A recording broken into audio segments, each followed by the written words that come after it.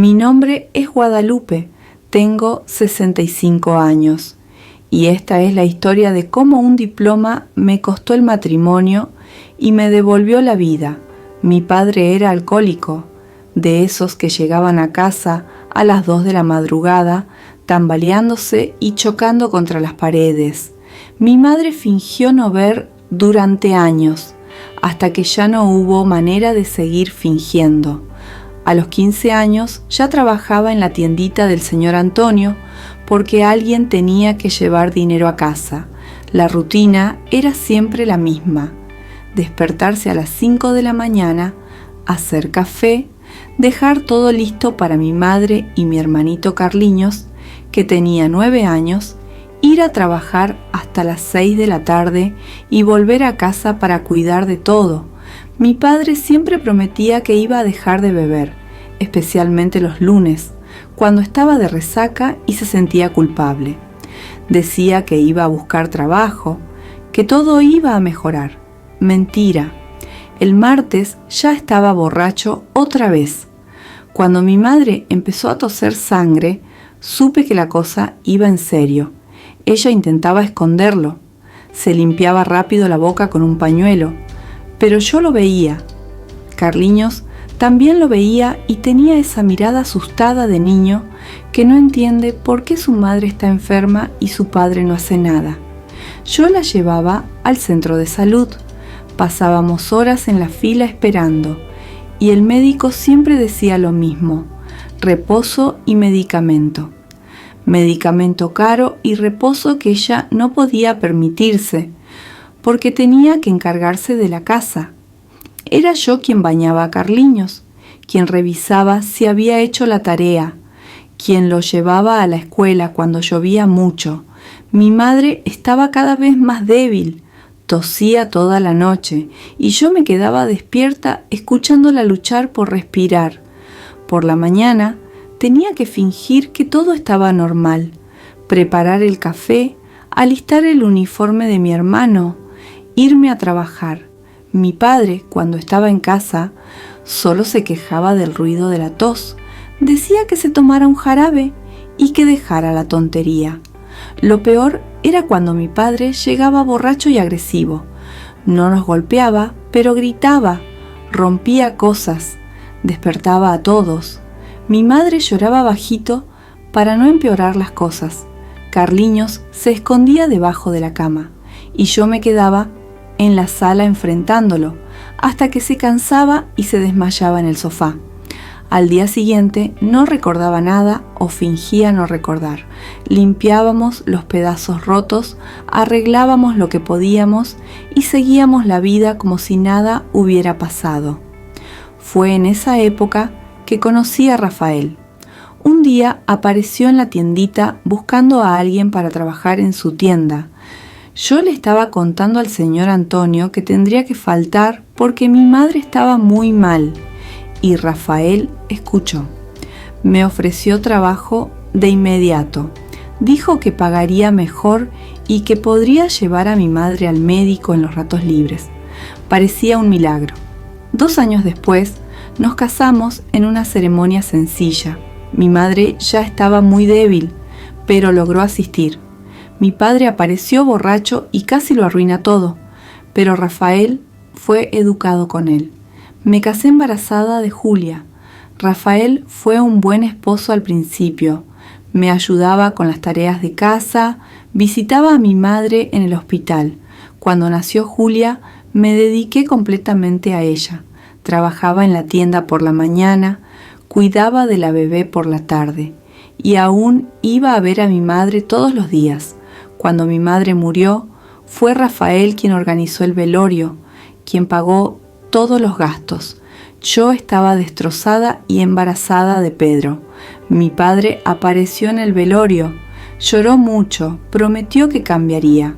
Una semana después desapareció. Salió una mañana a comprar cigarrillos y nunca más volvió. Nuestro matrimonio era hermoso. Rafael me dio todo lo que siempre soñé tener: una casa propia, hijos sanos, estabilidad financiera. Él trabajaba duro en la tienda, yo trabajaba duro en casa y en la tienda también. Teníamos una rutina que funcionaba. Él se encargaba de las ventas y yo de todo lo demás. Me sentía feliz viendo a mis hijos crecer en una casa donde no faltaba comida, donde no había un padre borracho rompiendo cosas, donde podían estudiar sin preocuparse por si habría dinero para los útiles escolares. Me despertaba a las 5 para hacer café, preparar a los niños, abrir la tienda a las 7, trabajar hasta las 5, buscar a los niños en la escuela, hacer la cena, bañarlos, acostarlos, lavar la ropa y al día siguiente todo de nuevo. Los fines de semana era limpieza general, compras y Rafael jugando dominó con los amigos. Pero yo no me quejaba porque sabía que les estaba dando a mis hijos las oportunidades que yo nunca tuve. Iban a la escuela todos los días, tenían uniforme limpio, cuadernos nuevos cada año, nunca pasaron hambre, nunca tuvieron que trabajar para ayudar en casa. Rafael era un buen marido, un buen padre, me respetaba, nunca me levantó la mano, nunca llegó borracho a casa, pagaba las cuentas a tiempo, nos llevaba a pasear los domingos, compraba regalos para los niños en el Día del Niño y en Navidad. Era todo lo que mi padre nunca fue. Me sentía afortunada de haber encontrado a un hombre que cuidaba de su familia, que me daba seguridad. Enterré mi sueño de estudiar porque pensaba que ya tenía demasiado, que sería un acto de ingratitud querer más de lo que ya había logrado. Cuando Julia y Pedro crecieron y se graduaron, me sentía realizada. Había conseguido darles todo lo que yo no tuve: educación, estabilidad, una familia estructurada. No pensaba en mí porque no sentía la necesidad. Mi vida había salido bien, mis hijos estaban encaminados, Rafael estaba satisfecho, la tienda iba bien. Yo había cumplido mi papel de madre y esposa. Si no fuera por mi hijo Pedro empujándome, habría seguido así para siempre, enterrando ese sueño cada vez más profundo. Pedro fue quien me empujó a los 53 años. Dijo: «Mamá, usted trabaja desde los 15 años, crió a 2 hijos, cuidó a la abuela, ayudó a papá en la tienda. ¿No cree que ha llegado la hora de hacer algo para usted misma?». Yo le respondí que ya había hecho lo más importante, criarlos bien. Pero él insistió: «Mamá, usted siempre dice que no estudió porque no tuvo oportunidad. Ahora la tiene. ¿Por qué no la aprovecha?». Fue ahí cuando esa semilla empezó a crecer otra vez, ese antiguo deseo de tener un diploma, de aprender las cosas que no sabía. Cuando le dije a Rafael que quería volver a estudiar, se rió. Pensó que era un capricho del momento. Cuando vio que hablaba en serio, se enojó. «Guadalupe, tienes casi 60 años. Vas a estudiar con chamacos. ¿Y quién va a cuidar de la casa y de la tienda? Elige, o el diploma o el matrimonio». Fue la primera vez en 40 años que alguien me dio una elección de verdad. Y yo elegí el diploma. Volver a estudiar después de los 50 no fue nada fácil. En la primera semana de clases me temblaban las manos al sostener el bolígrafo. Pensaba que todos se iban a reír de mí. Esa señora de cabello canoso, sentada entre jóvenes llenos de energía. Pero poco a poco me fui soltando. Hacía preguntas, participaba, pedía ayuda cuando lo necesitaba. Y para mi sorpresa, muchos se inspiraban en mí.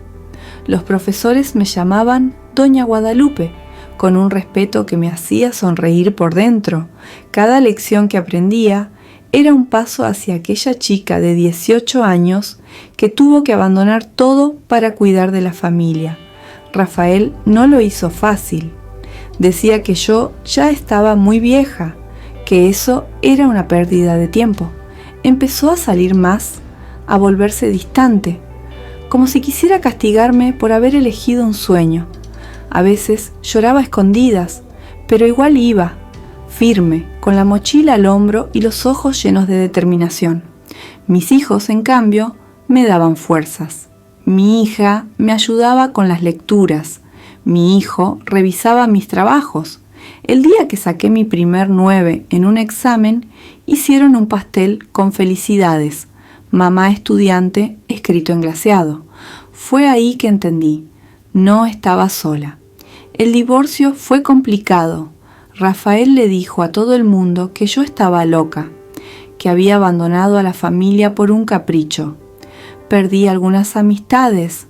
Personas que conocía desde hace años me dieron la espalda. Pero ya tenía 54 años y estaba cansada de vivir para agradar a los demás.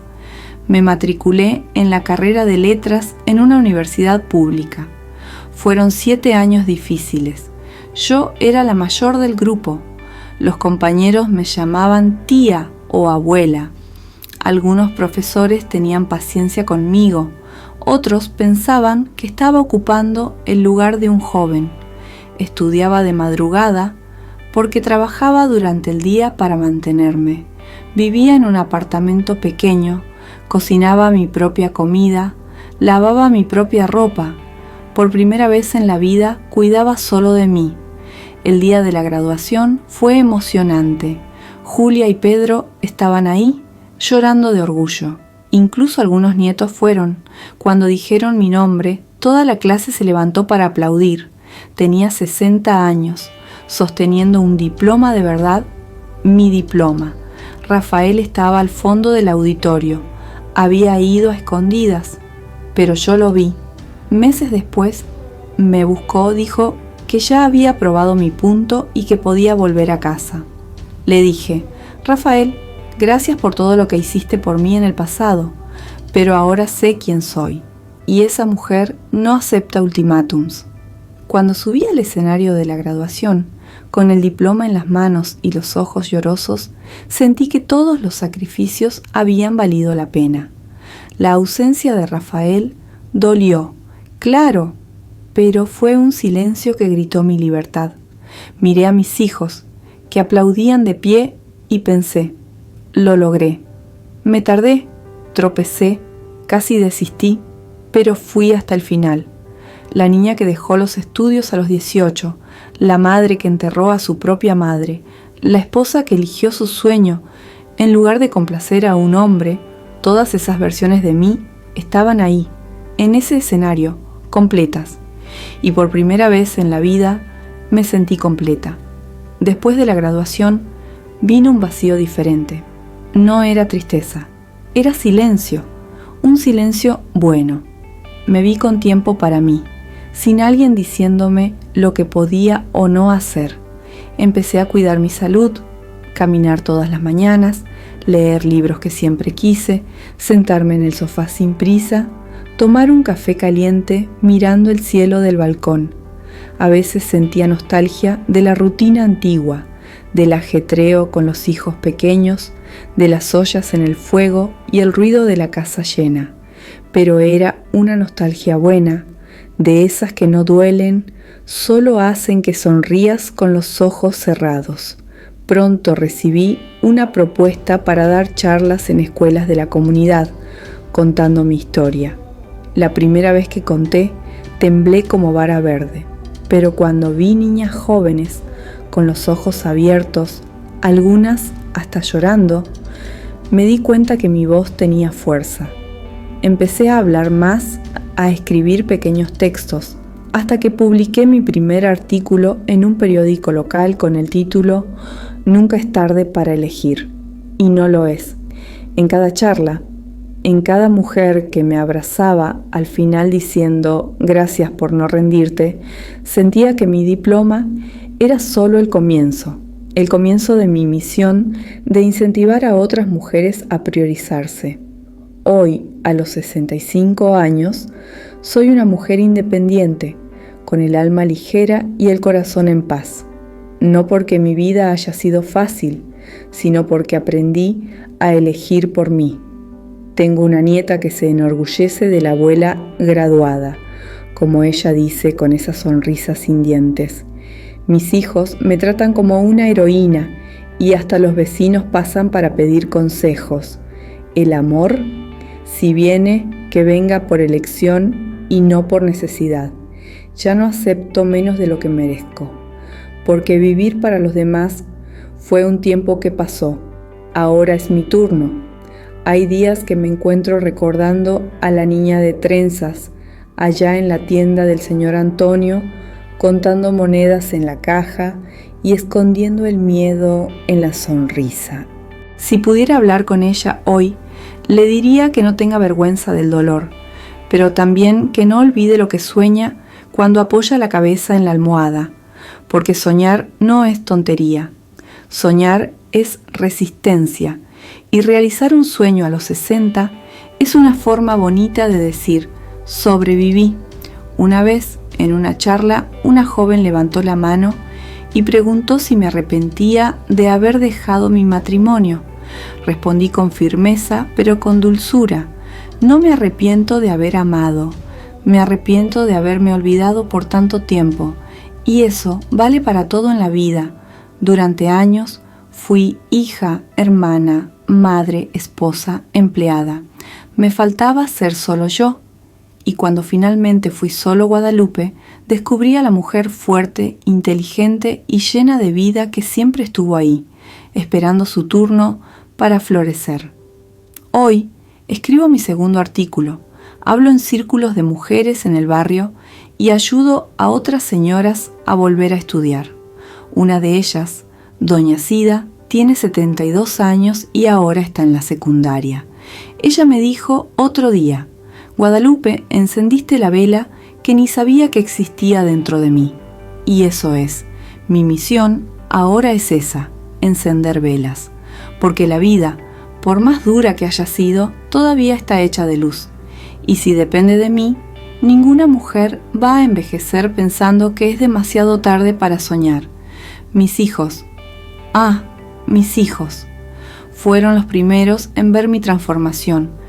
Al principio les parecía gracioso verme sentada en la mesa, rodeada de cuadernos, preguntando cómo se hacía una presentación en la computadora. Mi hijo menor reía y decía, mi mamá se volvió estudiante otra vez. Pero detrás de la risa había brillo en los ojos. Él siempre fue más observador. Y un día me dijo, mamá, cuando era pequeño pensaba que eras una heroína. Hoy tengo certeza.